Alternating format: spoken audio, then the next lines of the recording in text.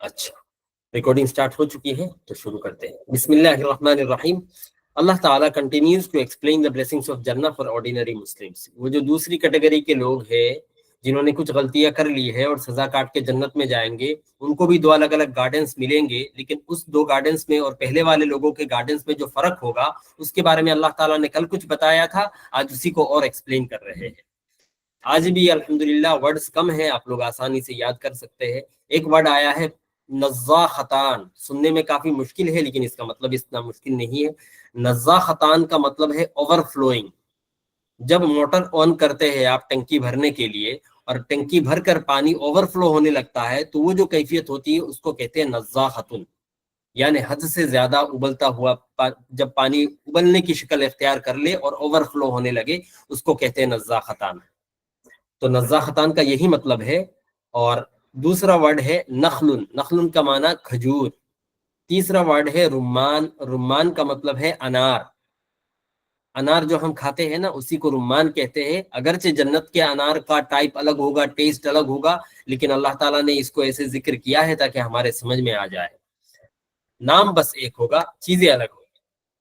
آئیے ٹرانسلیشن شروع کرتے ہیں. بسم اللہ، اعوذ باللہ من الشیطان الرجیم، بسم اللہ الرحمن الرحیم.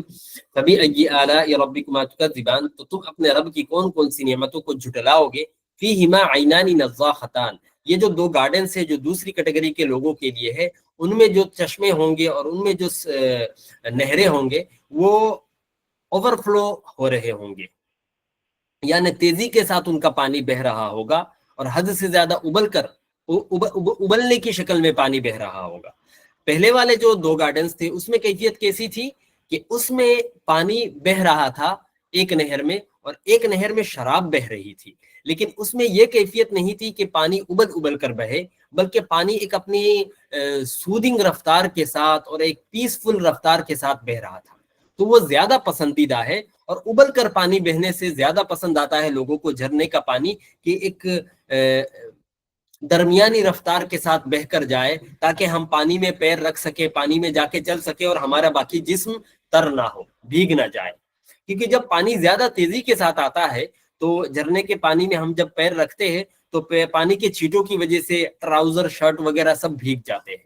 لیکن انسان کو زیادہ پسند ہوتی ہے یہ بات کہ پانی اتنی درمیانی رفتار سے چلے کہ میں پانی کو فیل بھی کر سکوں اور جہاں تک چاہوں میں اپنے جسم کو بھیگاؤں، جہاں تک نہ چاہوں وہاں تک آٹومیٹیکلی پانی نہ پہنچے. کون سا والا زیادہ پسند کرتے ہیں آپ لوگ؟ آپ ہی بتائیے. پانی حد سے زیادہ تیز ہو جس کی وجہ سے آپ کے باقی کپڑے بھی بھیگ جائے، یا پھر پانی ایک درمیانی رفتار میں چل رہا ہو جس کی وجہ سے آپ پانی کا مزہ زیادہ لے سکیں؟ اوبویسلی سیکنڈ والا زیادہ پسند ہوگا آپ لوگوں کو بھی. کوئی بھی نہیں چاہتا کہ حد سے زیادہ کپڑے بھیگ جائے پانی انجوائے کرتے ہوئے. تو یہ جو دونوں سپرنگ اور نہریں ہوں گے ان میں بھی پانی بہہ رہا ہوگا لیکن تھوڑا تیزی کے ساتھ بہہ رہا ہوگا. اس کو دیکھنے کا بھی الگ مزہ ہے، اس میں بھی پانی کی الگ آواز آتی ہے. جھرنے کا پانی جو جہاں پہ گرتا ہے، گر کر جو بہہ کر آتا ہے پتھروں کے اوپر سے، یہاں پر ایک الگ فیل ہے. جن پتھروں کے اوپر سے پانی بہہ کر جا رہا ہے وہاں پر کھڑے ہو کر پانی کو فیل کرنا اور پانی سے کھیلنا، اس کا ایک الگ مزہ ہے. لیکن جھرنے کا پانی جہاں پہ گر رہا ہے وہاں پر جا کر اس تیز پانی کو گرتے ہوئے فیل کرنا اور اپنے جسم کو بھگانا، اس میں نہانا، اس کا الگ فیل ہے. تو دونوں کا الگ الگ فیل ہے. اس وجہ سے جو اچھا بہترین والا فیل ہے وہ پہلے والے دونوں گارڈنز میں ہوں گے، اور جو تھوڑا کمتر ہے لیکن وہ بھی بڑھیا ہے یہ دوسرے دونوں گارڈنز میں ہوں گے. سمجھ میں آ گئی نا بات آپ لوگوں کو؟ سمجھ میں اگر بات آ گئی تو سکی جی. تو یہ دوسرے جو دو نہریں ہوں گی ان میں بھی پانی بہہ رہا ہوگا لیکن تھوڑا سپیڈ زیادہ ہوگی جس کی وجہ سے اس کا ایک الگ مزہ ہے، لیکن وہ جو پہلا والا ہے اس کا زیادہ مزہ ہے.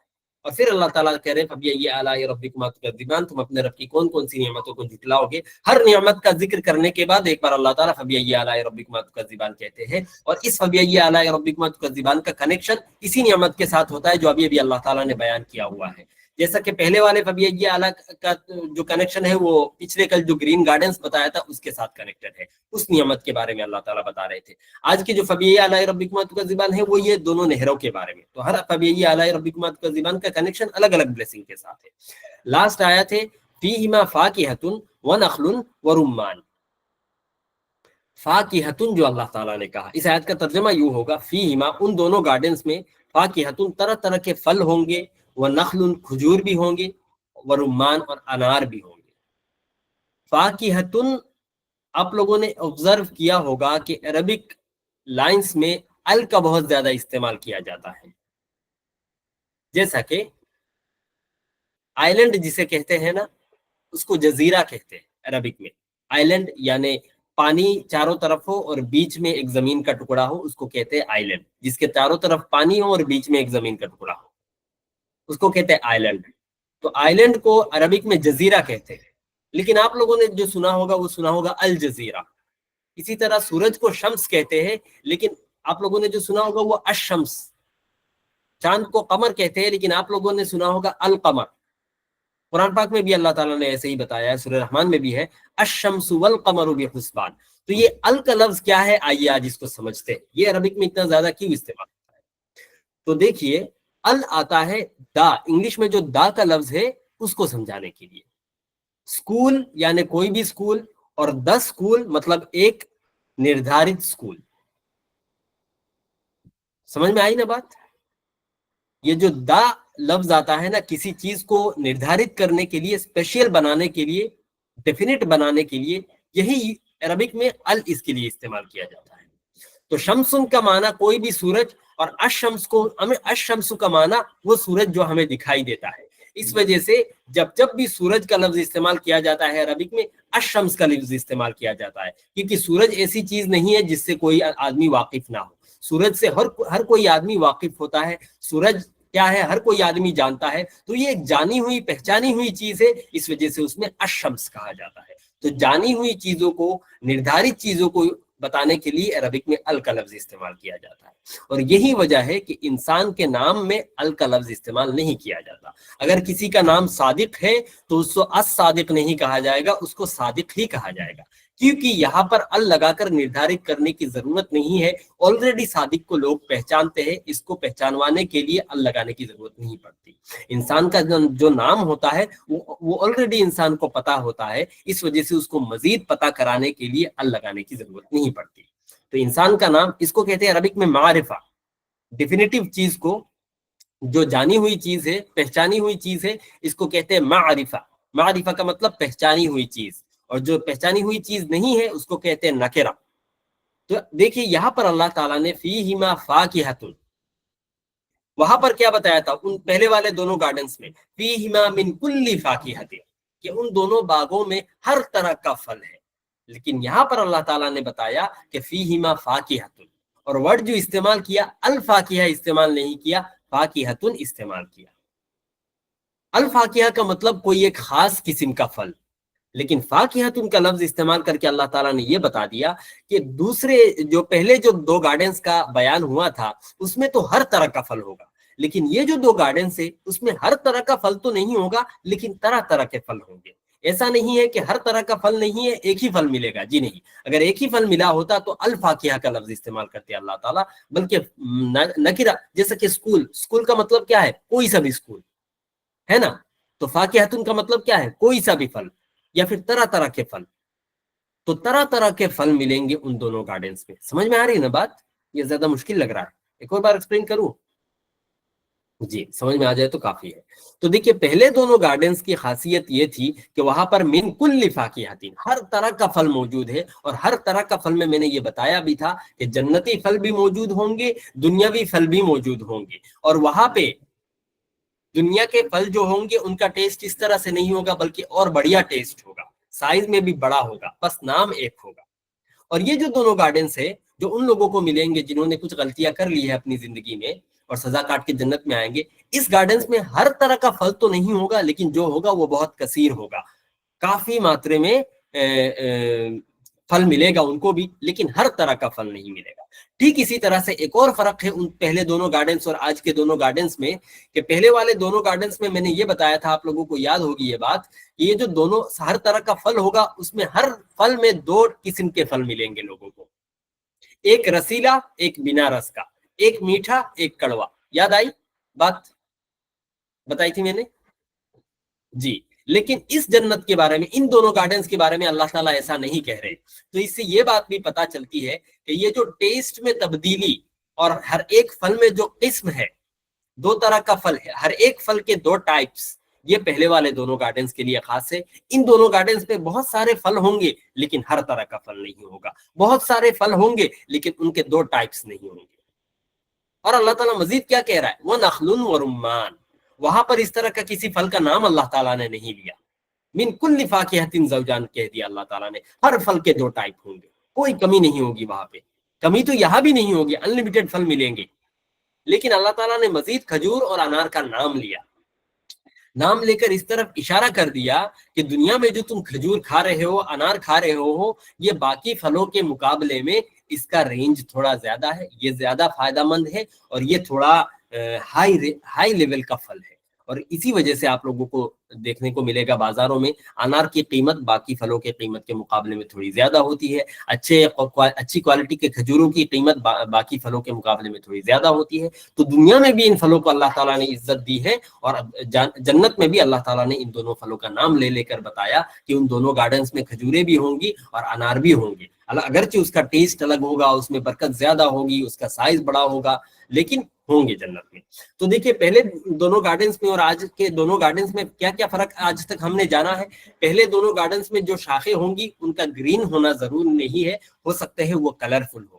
دوسری بات یہ ہے, ہاں پہلے دونوں گارڈنز میں شاخوں کا گرین ہونا ضروری نہیں, کلرفل ہونا ممکن ہے. لیکن دوسرے دونوں گارڈنز میں جو شاخیں ہوں گی وہ کیا ہوں گی brothers and sisters, green colour کی ہوں گی, ڈارک گرین کلر کی ہوں گی. ٹھیک اسی طرح سے پہلے دونوں جنتوں میں, پہلے دونوں گارڈنز میں جو پھل ہوں گے ہر قسم کے پھل ہوں گے, اور یہ دونوں گارڈنز میں ہر قسم کے پھل تو نہیں ہوں گے لیکن بے شمار پھل ہوں گے. ٹھیک اسی طرح سے پہلے والے دونوں گارڈنز میں ہر پھل کے دو ٹائپس ہوں گے, لیکن اس گارڈن میں, ان دونوں گارڈنز میں ہر پھل کا دو ٹائپ نہیں ہوگا. سمجھ میں آئی بات؟ جزاکم اللہ. تو یہ فرق میں اس لیے بتا رہا ہوں تاکہ یہ پہلے والے دونوں گارڈنز اور آج کے دونوں گارڈنز کنفیوز نہ ہو جائے آپ لوگوں کے ذہن میں. یہ فرق ہے دونوں کے لیے. جو انسان پوری زندگی اللہ تعالیٰ سے ڈر کر گیا, پوری زندگی غلطی نہیں کی, اور اگر غلطی کی بھی ہے تو اس نے معافی تلافی کرا لی, تو وہ تو ڈیزرو کرتا ہے نا کہ اس کو تھوڑا اعلیٰ درجے کی نعمتیں ملے. البتہ جنہوں نے غلطی کی ہے ان کو بھی جو نعمتیں ملے گی وہ بھی بہت انلمیٹڈ ہے, ان کا بھی کوئی جواب نہیں. لیکن جو اعلیٰ درجے کے لوگ ہیں ان کی نعمتیں اور اعلیٰ درجے کی. تو یہ بتانا اصل مقصد ہے اللہ تعالیٰ کا. تو ہمیں بتائیے کون سے کیٹیگری میں شامل ہونا ہے بھائیو اور بہنوں؟ پہلے یہ دوسری کیٹیگری میں, بالکل پہلی کیٹیگری میں شامل ہونا چاہیے. تو یہ تھی آج کی چاروں آیتیں. ایک بار ترجمہ دہرا لیتے ہیں. اچھا, یہاں پر ایک بات قابل ذکر یہ ہے, یہ چیزیں سن کر آپ لوگوں کو کیسا لگ رہا ہے کہ اصل سیٹسفیکشن اور اصل سکسس تو یہی ہے نا کہ دنیا کی زندگی ایسے گزار کے جائے کہ یہ چیزیں ہمیں نصیب ہو جائے, اللہ تعالیٰ کی رضامندی ہمیں نصیب. اور یہ پھل, یہ نہریں, یہ شراب, یہ حور, یہ جوان لڑکے سرو کرنے والے, یہ بہترین کوالٹی کے کارپیٹس اور یہ بہترین کوالٹی کے صوفے, ریشم کے کپڑے, یہ ساری چیزیں اگر نہ بھی ملے اور اللہ تعالیٰ کی دیدار ہو جائے, اللہ تعالیٰ خوش ہو جائے, وہی کافی لگ رہا ہے نا آپ لوگوں کو. یہی تو اصل سکسس ہے نا کہ بھائی یہ ساری چیزیں رہنے دو, اگر یہ نہ بھی ملے تب بھی کوئی غم نہیں, بس اللہ تعالیٰ ہم پر راضی ہو جائے اور اللہ تعالیٰ سے ملنے کا ایک موقع مل جائے. جی ہانیہ جی نے بھی بتایا. تو یہ سب سے بڑی نعمت ہے جنت کی کہ اللہ تعالیٰ کا دیدار ہوگا, اور یہ ہے اصل سکسس. آج کل ہماری زندگی میں کیا ہو رہا ہے, سکسس ڈریون پیپل کہا جاتا ہے نا, جو سکسس کے لیے اپنی زندگی جیتے ہیں. سکسس ہم نے کہاں پر منحصر اور لمیٹڈ کر دیا ہے؟ ہمیں لگتا ہے کہ پیسے کمانا سکسس ہے. آئیے اس چیز کو تھوڑا فگر آؤٹ کرتے ہیں ان ڈیٹیل جا کر کے. پیسے کمانے کو سکسس کا معیار کیوں بنایا گیا ہے دنیا میں, بتائیے. اس لیے کہ انسان پیسے کے ذریعے سے خوشی خرید لیتا ہے. انسان جب پیسہ کماتا ہے اس کی کوالٹی آف لائف اچھی ہو جاتی ہے, اس کا سٹینڈرڈ آف لیونگ اچھا ہو جاتا ہے, اس کے کپڑے شپڑے اچھے ہو جاتے ہیں, اس کا کھانا پینا اچھا ہو جاتا ہے, اس کا گھر عالیشان ہو جاتا ہے, اس کے گھر میں بڑی گاڑی آ جاتی ہے, اس کے بچے اچھے کھا رہے ہوتے, اچھے کپڑے پہن رہے ہوتے, اور ان چیزوں سے انسان کو خوشی ملتی ہے. اور at the end of the day انسان بے فکر رہتا ہے. پیسہ ہے, کوئی ٹینشن نہیں, تو اس وجہ سے انسان بے فکر رہتا ہے. تو الٹیمیٹ خوشی کس بات کی ہوتی ہے؟ اس بات کی نہیں کہ پیسے ہے, بلکہ الٹیمیٹ خوشی اس بات کی ہوتی ہے کہ فکر نہیں ہے, کیونکہ جو بھی فکر ہے وہ ہم پیسے سے ہینڈل کر سکتے ہیں. یہی ہے نا, سمجھ میں آ رہی بات؟ اصل سکسس یہ نہیں ہوتا کسی کے پاس پیسہ زیادہ ہو. اصل سکسس اس بات کا ہوتا ہے کہ پیسے ہے, اس وجہ سے دکھ کم ہوں گے, خوشیاں زیادہ ہوں گی. تو الٹیمیٹ جو سکسس ہے وہ دل کی شانتی ہے. इंसान दिली तौर पर मुतमईन रहता है कि मेरे पास पैसे है, कोई कमी नहीं है, खाना भी अच्छा खा सकते हैं, अच्छी खातिरदारी कर सकते हैं मेहमानों की, वगैरह वगैरह। वरना ज्यादा से ज्यादा पैसा तो बैंकों के पास है, तो क्या सारे बैंक वाले खुश है? जी नहीं। बैंक में बहुत से लोग ऐसे मिलेंगे जो जॉब कर रहे हैं लेकिन खुश नहीं है। हर रोज करोड़ों रुपए वो अपने हाथों से छानबीन कर रहे हैं और इधर से उधर कर रहे हैं। क्यों? क्योंकि वो पैसा उनका नहीं है, वो पैसा उनके इस्तेमाल में नहीं आएगा, उस पैसे से वो टेंशन मुक्त नहीं हो पाएंगे। तो सक्सेस का जो मियार है वो है असल दिली इत्मीनान, दिल की खुशी, बेफिक्र होना, टेंशन फ्री होना। और टेंशन फ्री होने के लिए हमें लगता है कि पैसे कमा लेने से इंसान दिल से खुश हो सकता है। इंसान हर चीज जब अचीव कर लेगा, दुनिया की हर चीज इंसान के पास मुयस्सर हो जाएगी, तो इंसान टेंशन फ्री रहेगा, इंसान दिल से खुश रहेगा, इंसान हशाश बशाश रहेगा। इसी वजह से तो पैसे को सक्सेस का मियार बना लिया जाता है। लेकिन बात ऐसी नहीं है ब्रदर्स एंड सिस्टर्स। बहुत से लोग आपको मिलेंगे जो करोड़ों में कमा रहे हैं लेकिन दुनिया से परेशानी उनकी जिंदगी से खत्म ही नहीं हो रही है।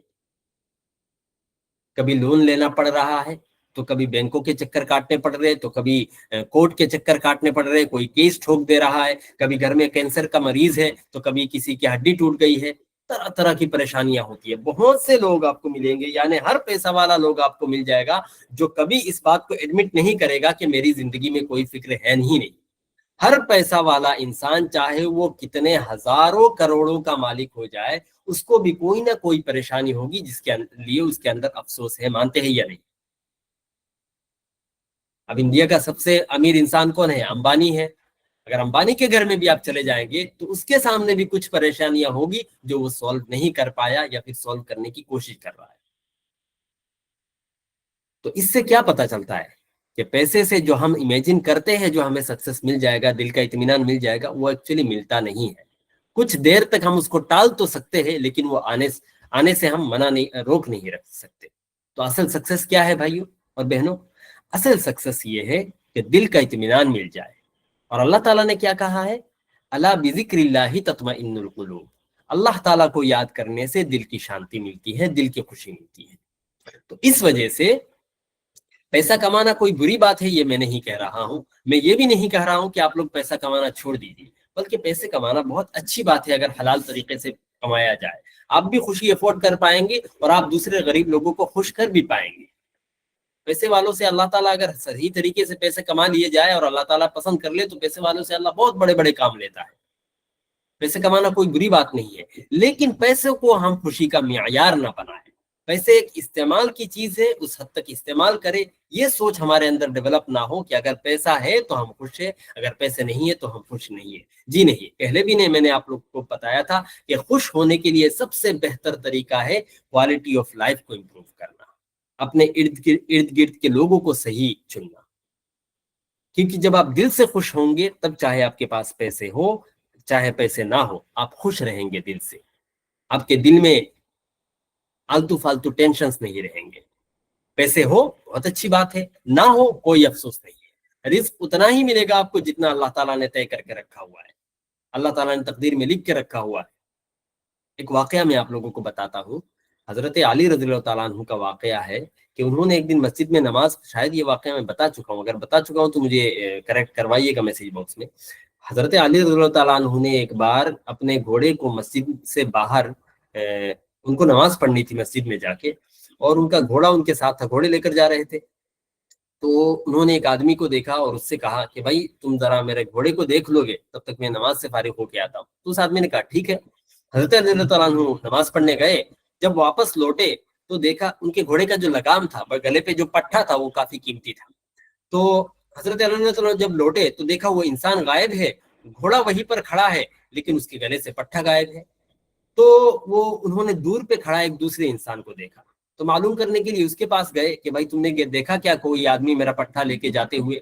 तो उस दूसरे इंसान ने कहा कि फिर हजरत अली रज़ियल्लाहु अन्हु ने उस दूसरे इंसान का जो घोड़ा था उसके गले में वो पट्टा देखा, वो लगाम देखा। देखने के बाद कहा भाई तुम्हें ये मिला कहाँ से? तो उस इंसान ने बताया कि अभी अभी थोड़ी देर पहले एक आदमी मुझे ये 20 दिनार में बेच के गया। समझ रहे? वो जो पहला आदमी था जिसके पास हजरत अली रज़ियल्लाहु अन्हु ने अपने घोड़े को अमानत रखा था, उसने उस लगाम को इस इंसान के पास 20 दिनार में बेच के वो चला गया। اب حضرت علی رضی اللہ عنہ نے فرمایا کہ بھائی میں جب نماز پڑھنے گیا تھا تو اس انسان کے پاس گھوڑا میں نے امانت رکھ کے گیا تھا، اور میں نے سوچ لیا تھا کہ نماز ختم کر کے میں اس کو انعام کے طور پہ 20 دینار دوں گا کہ اس نے اپنا کام کاج چھوڑ کر میرے گھوڑے کا دیکھ بھال کیا۔ تو دیکھیے کہ رزق اس کے قسمت میں لکھا تھا، 20 دینار آنا ہی ہے، کس طریقے سے آنا ہے وہ اس کو خود کو ڈیسائیڈ کرنا تھا۔ اگر وہ اس جگہ کھڑا رہتا اور گھوڑے کی حفاظت دیکھ ریکھ کرتا اور لگام نہ بیچتا تو وہی 20 دینار اس کو ملنے تھے، لیکن حلال طریقے سے ملنے تھے، اللہ تعالیٰ کی رضامندی کے ساتھ ملنے تھے۔ اب اس نے غلط طریقہ اختیار کیا اور وہی 20 دینار اس کو ملے لیکن چوری کا مال بیچ کر ملے، اور یہ پیسہ حرام ہوا اس کے لیے۔ تو رزق تو اللہ تعالیٰ کی طرف سے طے ہے، دنیا میں جو چیزیں ہونی ہے وہ اللہ تعالیٰ کی طرف سے طے ہے، آپشن ہمیں چننا ہے کہ بھائی ہمیں کس آپشن سے لینا ہے، ہمیں صحیح آپشن چننا ہے یا غلط۔ اگر ہم غلط آپشن چنیں گے تو وہ چیز ہمیں مل کر رہے گی لیکن غلط طریقے سے ملے گی۔ اگر ہم حلال کمائی کا آپشن چھوڑ کر حرام کمائی چوز کریں گے تو اس کا مطلب یہ نہیں ہے کہ حرام کمائیں گے بہت زیادہ پیسے کمائیں گے اور بہت زیادہ امیر ہو جائیں گے، ایسی بات نہیں ہے، اتنا ہی ملے گا جتنا لکھا ہوا ہے، بس بات اتنی سی ہے کہ ملنا تھا اچھے طریقے سے، حلال حرام کام میں جا کر کے وہی چیز مل رہی ہے برے طریقے سے۔ تو لوگ جو حرام کاری میں مبتلا ہو جاتے ہیں، ڈرگس کے بیاپار میں آ جاتے ہیں، شراب بیچنے لگ جاتے ہیں، جوا کھیلنے لگ جاتے ہیں، انٹرسٹ کے معاملات میں آ جاتے ہیں، ان کو لگتا ہے کہ مجھے حرام لائن میرے لیے سکسیسفل نہیں بن پا رہا ہے، حلال طریقے میرے لیے سکسیسفل نہیں بن پا رہے، میں حلال طریقے سے کما نہیں پا رہا ہوں، ایک کام کرتا ہوں یہ دوسرا آپشن چوز کر لیتا ہوں، اس میں تو پیسے ہی پیسے ہیں۔ اس کو لگ رہا ہوتا ہے کہ اچھا میں تو بہت پیسے کما رہا ہوں، اور جو حرام کاری میں مبتلا ہوتے ہیں ان کی بہت جلدی ترقی بھی ہو جاتی ہے۔ ابھی ڈرگس کے بزنس میں جائیں گے، 2-3 مہینے لگیں گے نہیں وہ مہندرا تھار خرید لیتا ہے، پھر اور 2-3 مہینے جاتے نہیں وہ مہندرا اسکارپیو لے آتا ہے، پھر 3-4 مہینے اور گزرتے ہیں وہ اپنا گھر 4 منزلہ بنا لیتا ہے، بہت جلدی ترقی ہوتی ہے، اور لوگوں کو لگتا ہے کہ بھائی پیسے ہی پیسے حرام کاری میں۔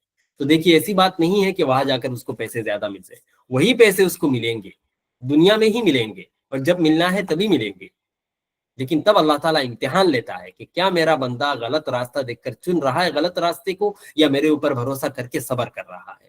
اگر ہم اس وقت صبر و استقامت کے ساتھ اپنے آپ کو ٹکا لیتے ہیں تو پھر وہی پیسہ اور وہی رزق اللہ تعالیٰ ہمیں دے گا، لیکن صحیح طریقے سے دے گا۔ لیکن جب صحیح طریقے سے پیسے آتے ہیں اور رزق آتا ہے تب ہمیں پریشانیوں کا سامنا کرنا پڑتا ہے۔ یہی تو بات ہے کہ سیکریفائسز کرنے پڑتے ہیں سکسیسفل ہونے کے لیے، پیسے کمانے کے لیے سیکریفائسز کرنے پڑتے ہیں اچھے طریقے سے پیسے کمانے کے لیے۔ حلال طریقے سے پیسے کمانا آسان ہے کیا؟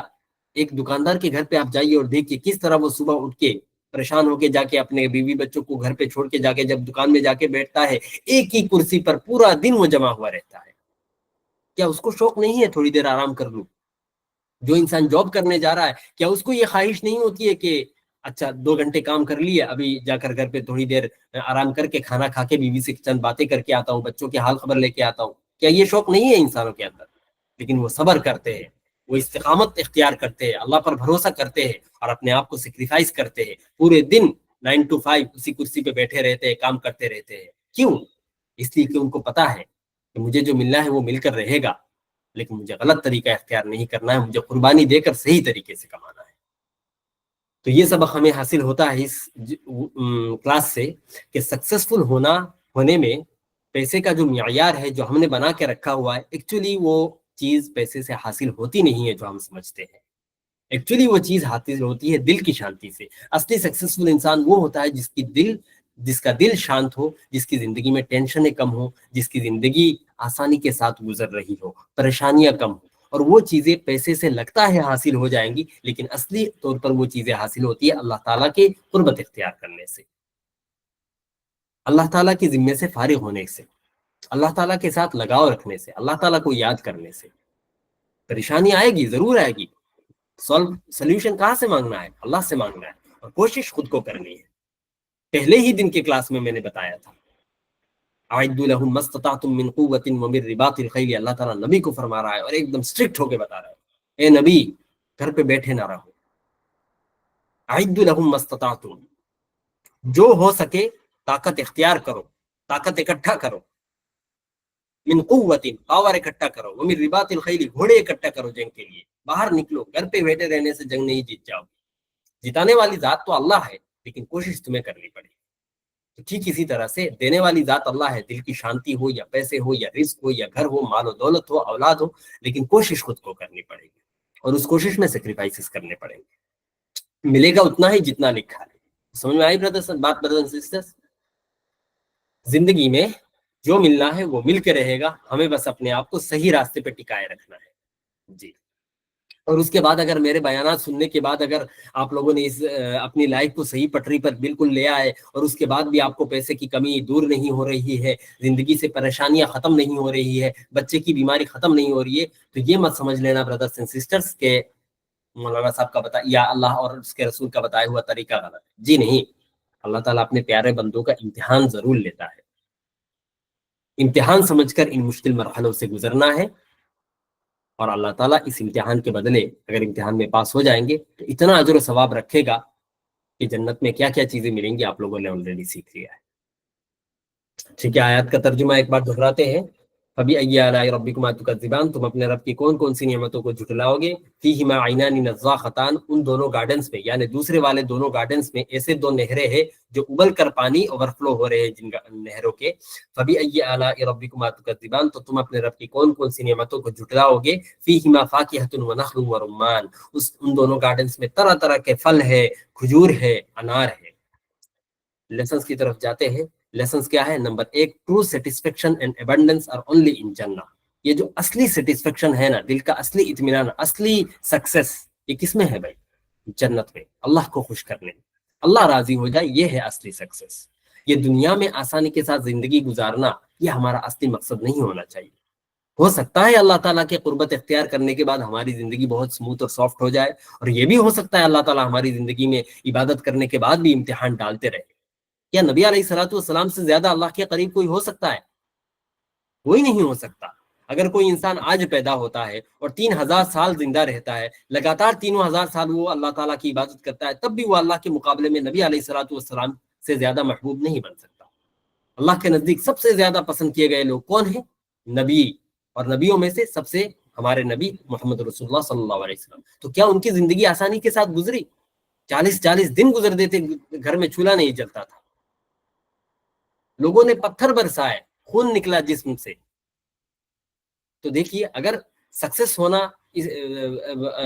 پریشان ٹینشن فری ہونا اور پیسے ہو جانا سکسیس ہونے کی علامت ہوتی تو سب سے زیادہ امیر اور سب سے زیادہ ٹینشن فری ہمارے نبی ہوتے، لیکن نبی سب سے زیادہ سکسیسفل انسان ہے یہ ساری پریشانیوں کو پار کر کے۔